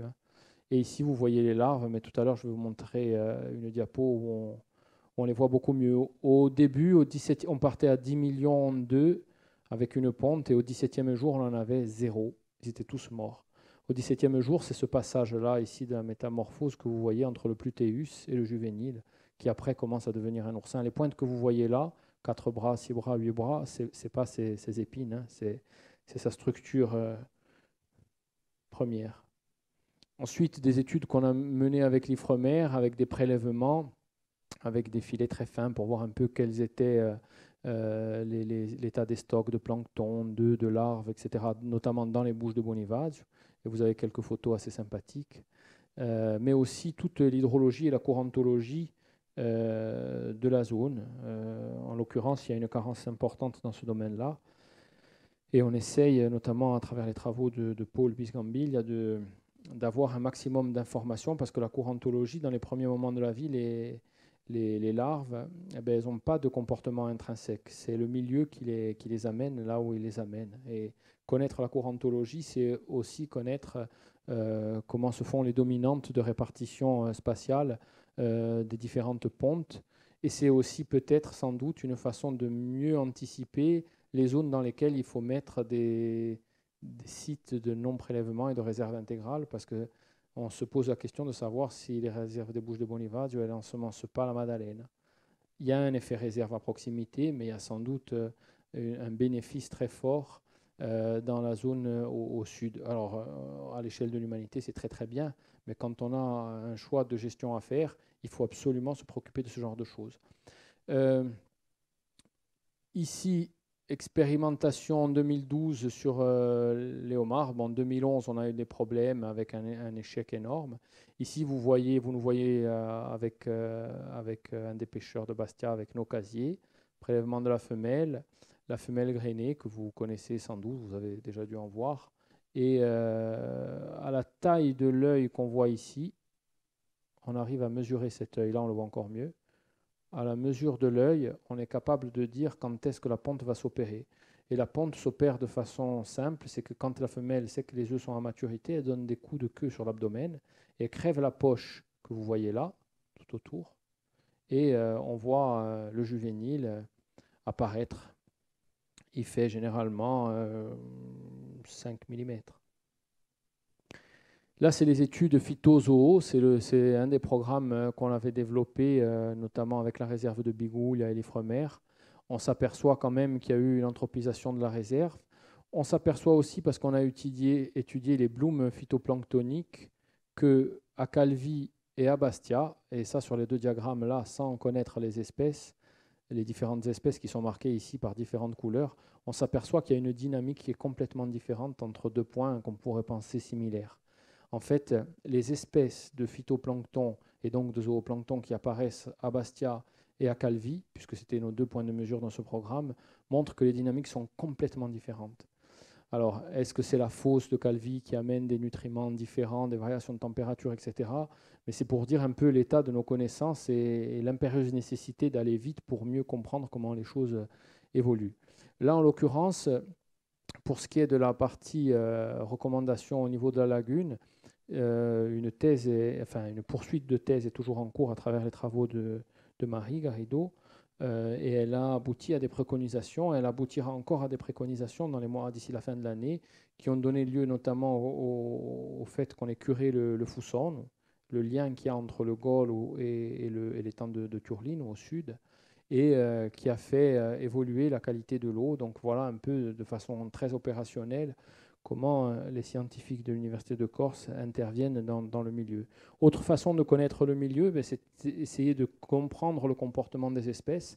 Là, ce que vous voyez là, c'est une étude qu'on a menée avec la CITEC d'ailleurs, sur le suivi d'une araignée de mer qui avait pondu, en l'occurrence, en plus, sans qu'on le veuille, dans les bassins de Stellamar. On n'était pas équipé pour maintenir les larves, c'est bien dommage, mais on a suivi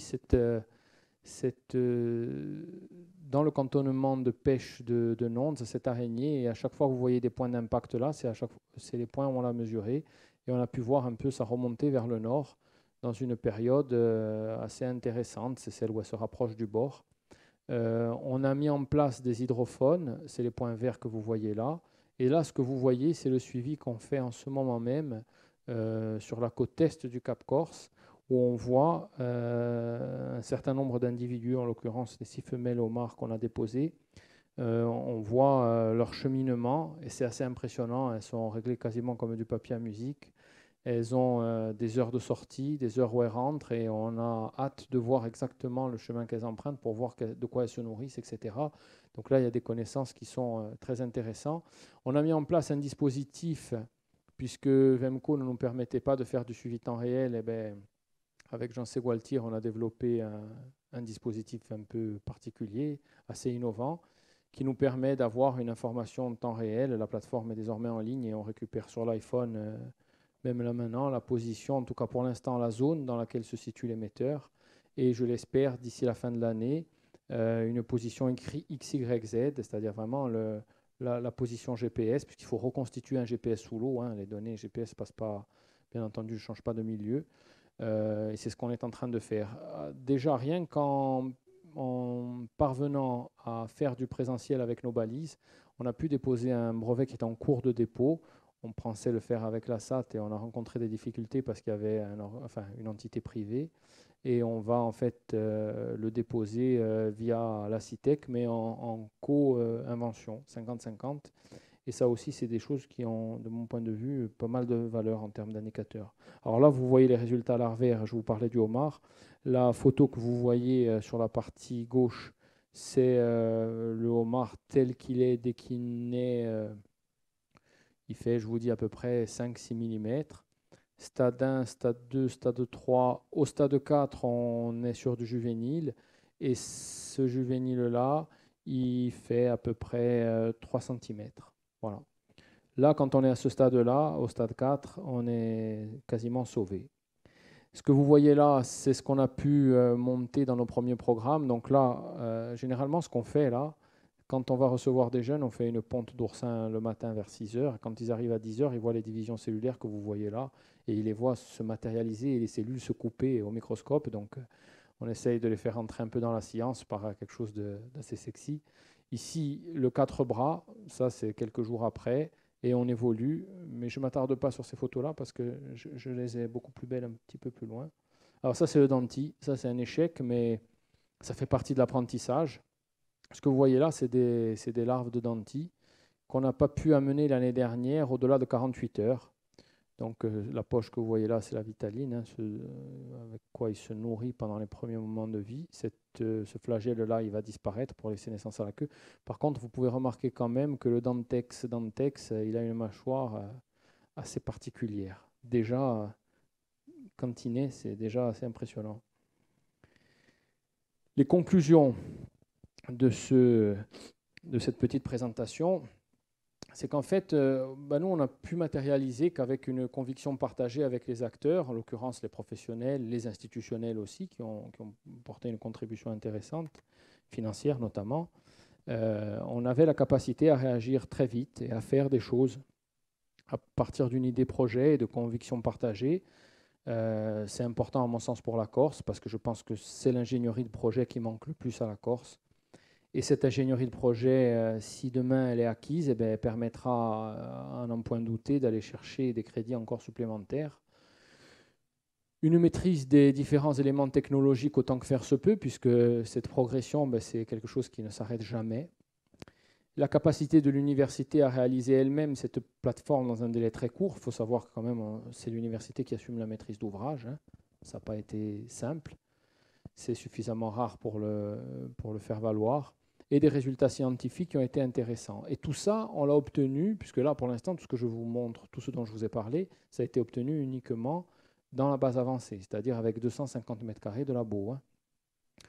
Aujourd'hui, j'ai les premières pontes de homards. Ce matin, les huîtres plates, 1 million d'œufs qui ont été pondus. Ça commence à peine, mais je n'ai aucun résultat scientifique qui sont la conséquence de l'activité du bâtiment technologique que vous voyez, le grand cercle. Donc tout ça, c'est avec un labo qui a coûté 859 000 €. Et quand Lucio Pader était venu, c'était le commissaire en charge des crédits européens quand il s'était déplacé dans le cadre de la réunion Plurifonds. Je ne sais pas si vous connaissez Lucio Pader, c'est un petit monsieur assez tonique, je dirais, en capenazzo. Et je lui avais dit, bon, on va rentrer par le petit bout de la lorgnette pour faire la démonstration. Et je lui avais mis ce slide par les sous. Alors, bien entendu, il venait pour évaluer les sous, ça ne lui a pas trop plu. Encore que, je pense que ça lui plaisait finalement beaucoup. Et je dis, voilà, on a l'effort public, 25% collectivité, 25% État, 50% Union européenne. La puissance publique a fait un effort de 859 000 €. Je mets de côté l'achat du terrain et du foncier, qui lui est une propriété pleine et entière de l'université, qui prend de la valeur dans le temps. Donc, c'est 2,1 millions qu'on a investi et qui ne font qu'apporter de la richesse à l'université.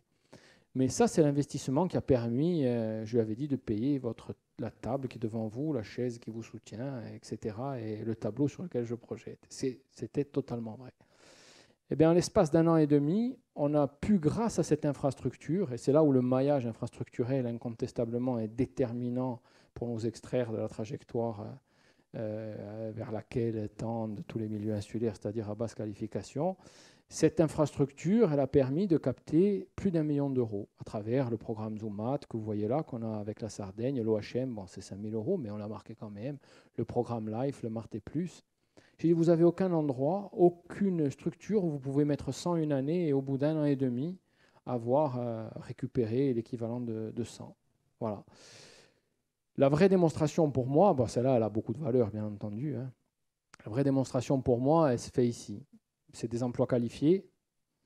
À ma connaissance, à 90%, les jeunes qui travaillent à Stella Mar sont issus de l'université, sauf à aller chercher des compétences très spécifiques, ça a été le cas récemment. On a un rayonnement du territoire qui est considérable. Imaginez-vous, demain, sur la Patelle géante, on est les premiers au monde à la maîtriser et à faire en sorte de faire une restauration écologique, mais cette fois-ci, pas seulement sur les côtes de Corse, mais tout autour de la Méditerranée. Un rayonnement aussi sur un modèle économique, un modèle écologique qui est vraiment innovant et qui est durable. C'est ça le challenge qui aujourd'hui nous fait à la fois frémir et nous fait penser qu'on a la possibilité de le matérialiser. En tout cas, rendez-vous dans pas longtemps puisqu'on va le mettre en œuvre sur les oursins et les résultats qu'on a sont plutôt encourageants. On va rester modeste et prendre nos précautions oratoires et même scientifiques, mais voilà, aujourd'hui, c'est des choses qui sont accessibles, qui se matérialisent en l'espace de quelques mois, hein, parce que ce n'est pas plus que ça. On a mis plus de temps à avoir les autorisations administratives, et encore en temps masqué, on travaillait déjà sur la base avancée, qu'à réaliser à proprement parler nos 1200 mètres carrés de labo. Donc, pour finir, eh bien, l'implication déterminée sur des sujets. Alors bien entendu, l'Université de Corse, elle peut pas adresser l'intégralité des problématiques qui peuvent se poser à la société corse ou aux sociétés en général. Néanmoins, elle a la possibilité, c'est ce qui nous a conduit à faire le choix des projets structurants à l'Université de Corse, elle a la possibilité sur des segments scientifiques donnés d'être performante. Et cette performance, on veut absolument la matérialiser et je pense qu'on peut aller au-delà du seul sujet scientifique et faire la démonstration que cette transformation de recherche en richesse, elle est palpable et elle est préhensible dès maintenant. Ces innovations scientifiques, bien entendu, elles ont vocation à être partagées. Si demain on maîtrise l'huître plate, bien entendu, on ne va pas diffuser ce savoir à des entreprises autres que Corse. Et oui, on va faire nous aussi un peu de protectionnisme. Hein.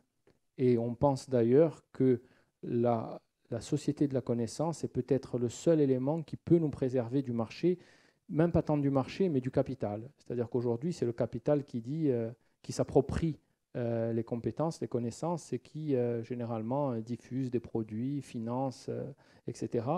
Et nous, on se dit que si on maîtrise, nous, un certain nombre de process et qu'on est les seuls à les maîtriser, ben peut-être qu'on pourra protéger notre économie et faire en sorte que l'emploi et les richesses soient relocalisés ici. Voilà, je vous laisse imaginer si demain des ostréiculteurs pouvaient produire autre que les quantités liées à la cueillette, vraiment une huître plate qui a 5 fois d'affilée la médaille d'or. Je n'ai pas besoin de vous faire de dessin, c'est un schéma qui fonctionne. Voilà un peu cette vision de la société de la connaissance qui n'est pas du tout ni une utopie, ni une simple philosophie, mais vraiment une vision, de mon point de vue, très politique. Et enfin, la réalisation d'une infrastructure qui est déterminante pour le territoire parce qu'elle nous place en pôle position, et je pense que c'est un peu dans le droit fil de ce qui a été fait lorsque l'université, par une volonté populaire, a réouvert ses portes, qui nous permet de faire d'autres matérialisations et d'autres démonstrations de ce type dans d'autres domaines. Voilà, on commence à essaimer un peu. Je vous remercie pour votre attention et on termine sur un petit film de ce que vous pouvez voir par le hublot sans aucun effort avec un iPhone. Je m'excuse un peu pour la qualité, mais d'ailleurs, ce que vous voyez là, la femelle que vous voyez là devant, qui a Augour Poubienne, on est beau piou, et on est très heureux. Et vous voyez un peu l'attitude dominante qu'elle a sur les autres. Elle doit faire à peu près 8,5 kg. C'est des gros individus. Hein. Et on a hâte qu'elle ponde. Voilà. Alors là, c'est un bassin où on a des larves de homard. Malheureusement, il y a un contre-jour, on n'y voit pas grand-chose. Il y a à la fois des larves de homard, mais aussi du zooplancton qui est à peu près de la même taille. C'est pas le... Alors ça, c'est des homards qu'on a obtenus il y a 2 ans, qui sont nés il y a 2 ans à Stella Mar. Leur taille est d'environ 10 cm. Voilà. Ils sont dans des bacs et vous voyez un peu, c'est une espèce qui est très agressive. Notre plus gros problème quand on les élève de tout petit, dès les premiers instants de vie, c'est le cannibalisme. C'est vrai aussi pour le denti. S'il y en a un qui atteint 4 grammes et que les autres ils sont à 1 gramme, adieu. Alors ça, c'est un des mâles qui a été prélevé. Généralement, on ne les prélève pas. Et là, on a voulu le garder parce qu'on va l'équiper d'un petit émetteur. C'est un individu qui fait à peu près 35 cm. Je le dis parce qu'à l'œil, on a l'impression qu'ils ont tous la même taille, mais en fait... l'huître plate. Voilà, l'huître plate qui sont nées à Stellamar. Et là, vous voyez à quelle vitesse elle aspire le phyto. Les petites pastilles que vous voyez tout autour, c'est du phytoplancton. Ça, c'est une vitesse temps réel, ce n'est pas accéléré. Hein. L'autre à côté, elle digère, on la voit, elle est vivante hein, ici. Et ce que vous voyez là, c'est le phytoplancton qu'elle a pu emmagasiner. Malheureusement, l'année dernière, on a eu un problème de bactéries qui se mettaient sur les cils, mais on n'avait pas le niveau sanitaire voulu pour faire ce type d'expérimentation. Ah, là, les oursins, alors là, par contre, c'est splendide. Voilà, au 17e jour, 18e jour, vous avez ça. C'est-à-dire que le Pluteus vibra qui est là, ici, il va commencer sa métamorphose. Ici, lui, il a commencé. Et va finir par apparaître comme étant le corps de juvénile ici, et les premières pointes qui vont se matérialiser tout autour de son test.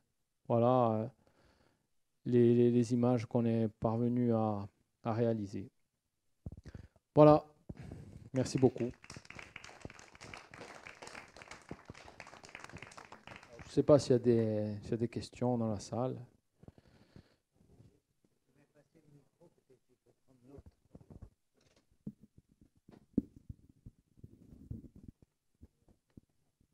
Bonsoir, merci pour cet exposé, cette conférence. Je crois que c'est assez émouvant.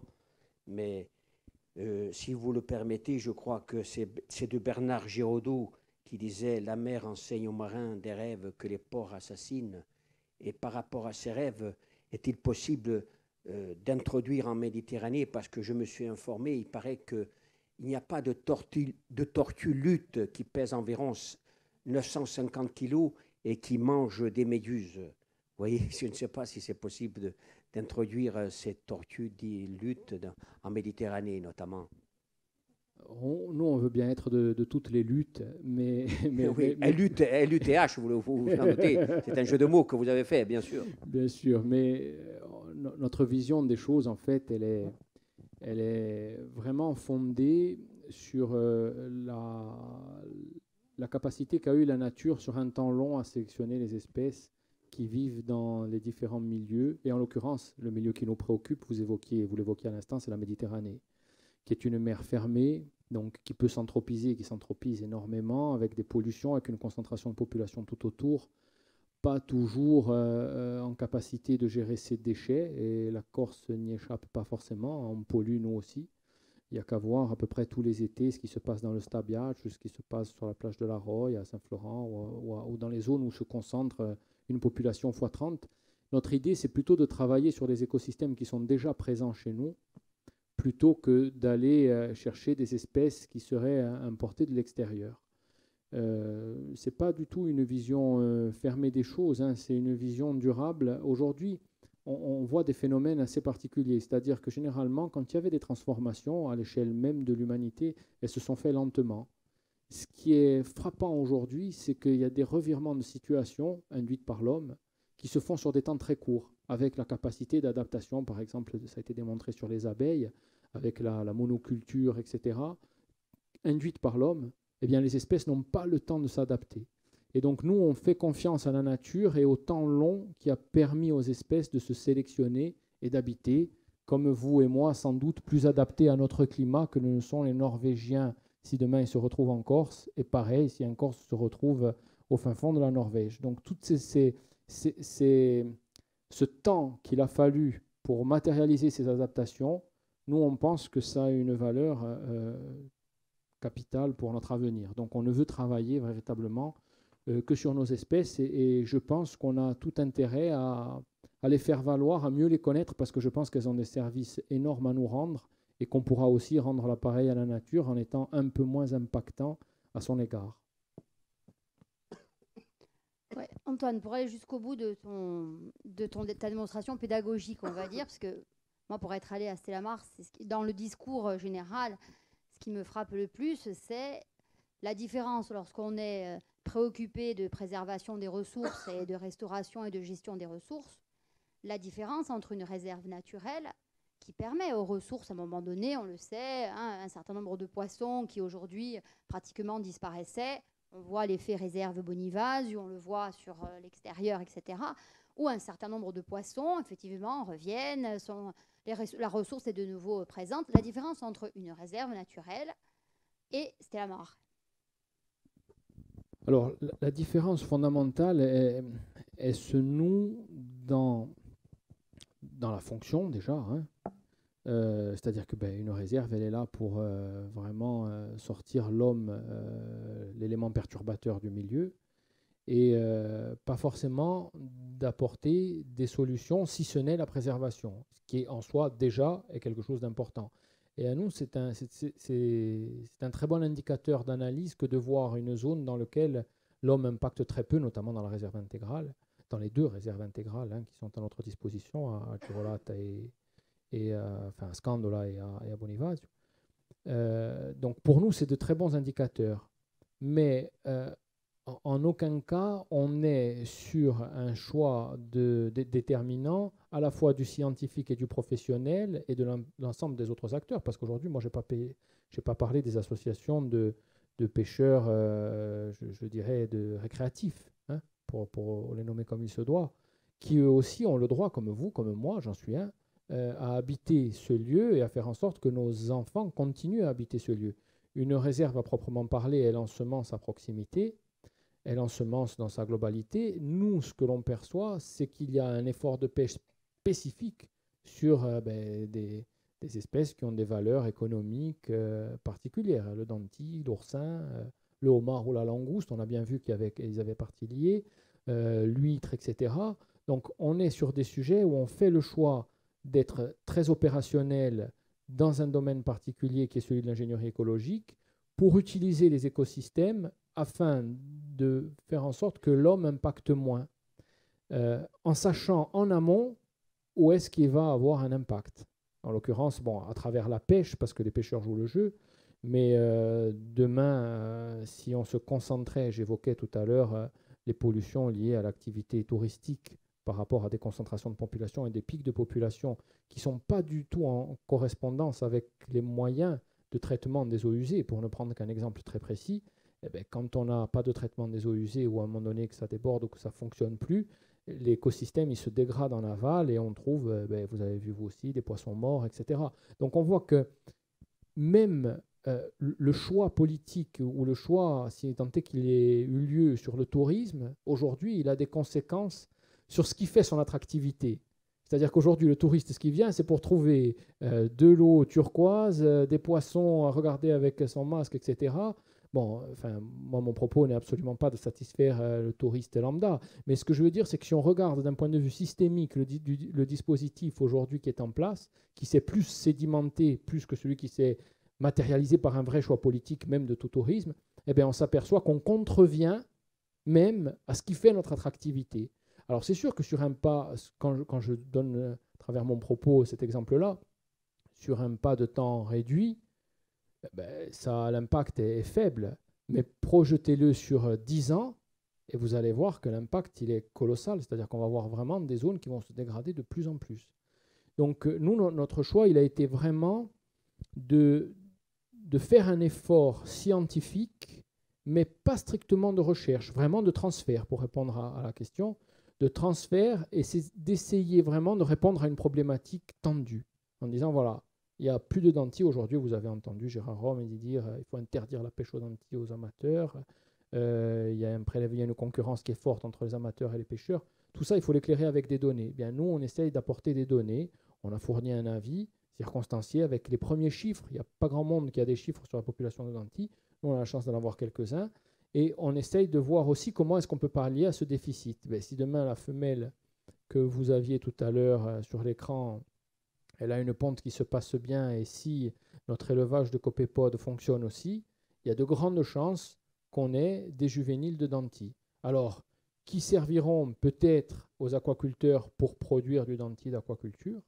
mais sans doute aussi en collaboration étroite avec les pêcheurs pour dire, bon, combien on prélève de dentiers chaque année, même raisonnement que pour le homard, combien est-ce qu'il faut qu'on ait de juvéniles dans le milieu et dans quelle zone vous les prélevez, de telle sorte qu'on soit en situation de tenter d'effacer l'impact de l'homme, non pas par son absence, la réserve, mais pour maîtriser sa présence et faire en sorte qu'il soit conscient de son impact et qu'on essaye collectivement de l'anticiper.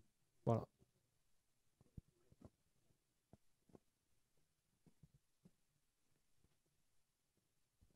Merci. Pour rebondir un peu sur la question qui vient d'être posée, je me posais une deuxième question qui était, est-ce que vous avez moyen d'évaluer un petit peu l'incidence que ça peut avoir sur le milieu, donc de remettre dans le milieu beaucoup d'individus d'une espèce, parce que, comme vous l'avez dit, la principale cause, on va dire, de la destruction de la biodiversité, c'est notamment la destruction des habitats. Donc là, on a introduction d'espèces qui sont à valeur économique, marchande, mais il y a énormément d'autres espèces dans le milieu qui ont été impactées. Donc qu'est-ce qui peut se passer quand on va mettre beaucoup d'individus d'un superprédateur, par exemple, dans un milieu qui a déjà subi des dégâts? Alors, là-dessus, très bonne question. Vous savez, il y a la référence en ingénierie écologique terrestre. En France, c'est Thierry Dutoit. Regardez, pianotez un peu, c'est un DR du CNRS qu'on a reçu à Stellamar. Et moi, j'avais besoin de me faire une idée de savoir comment est-ce qu'il avait travaillé à la restauration écologique d'une plaine qui avait été totalement dévastée par une rupture de pipeline, donc de pétrole qui avait été répandu. Et il me disait il fallait que j'arrive à reconstituer la zone. Lorsque les engins ont débarqué, il me disait alors, je la mets à combien la lame? Je descends à combien et à combien je décape le sol? Et il me disait je ne sais pas. Tout le monde se tournait vers moi et comment je vais faire? Quelle espèce végétale je vais réimplanter? Et comment est-ce que je peux faire? Qui peut m'aider? Et il a vu passer à un moment donné devant les fourmilières un tas de graines. Et il se dit mais l'espèce d'ingénieur qui va m'aider, c'est elle. Et il a reconstitué avec une bonne gradation le biotope qui était déjà présent et il a eu des résultats rapides et efficaces. Pour répondre à votre question, c'est qu'en fait, on établit une asymptote, c'est-à-dire remettre des espèces, vous parlez du superprédateur, mais demain même l'oursin, qui n'est pas du tout un superprédateur, mais sur une population qui pourrait être très conséquente avec une densité très très forte, ça n'aurait pas de sens. Donc qu'est-ce qu'on fait? On part du principe de réalité qui permet d'évaluer ce que l'homme a ôté du milieu. Et donc cette asymptote-là, on sait que c'est déjà une asymptote qui est, entre guillemets, qui est une asymptote réelle d'une population présente. Tant qu'on ne dépasse pas l'asymptote de la population qui est prélevée par l'homme, on ne peut pas faire de dégâts. Ça, c'est le premier élément. Sauf à relocaliser l'intégralité, par exemple, du stock prélevé sur toute la Corse sur une seule zone en termes de restauration écologique, etc. On a pu avoir même, on pourrait avoir des procès d'intention sur l'oursin pour prendre une espèce qui n'est pas un superprédateur pour ne pas prendre le denti, en disant mais il y a des forêts de cystosères qui pourraient être menacées par la présence d'une densité d'oursins très importante. Ça, les publications le montrent à l'envi, hein, c'est-à-dire qu'on est sur des densités d'oursins qui sont énormes, qui sont bien au-delà de 6 ou 7 oursins au mètre carré. Donc là, on est sur des densités qui sont très fortes. Donc à nous aussi de travailler sur des zones où déjà la dégradation a été identifiée clairement, que cette dégradation qu'on puisse extrapoler un stock qui était présent, soit par le prélèvement, soit par la connaissance du milieu ou par l'observation de zones qui n'ont pas été dégradées, c'est-à-dire combien il y a d'oursins au mètre carré sur une zone non dégradée à proximité. Il y a aussi d'autres études, c'est-à-dire qu'on s'aperçoit qu'en fait les phénomènes de courantologie font qu'il y a vraisemblablement des populations pour l'oursin émettrices et des zones qui sont réceptrices. Et quand une population ne se renouvelle que parce qu'elle est réceptrice des larves qui sont émises par des zones émettrices, lorsque vous faites une coupe blanche là-dessus, vous avez généralement une reconstitution qui est faible. notamment quand vous êtes sur une zone qui émet des larves pour des zones environnantes.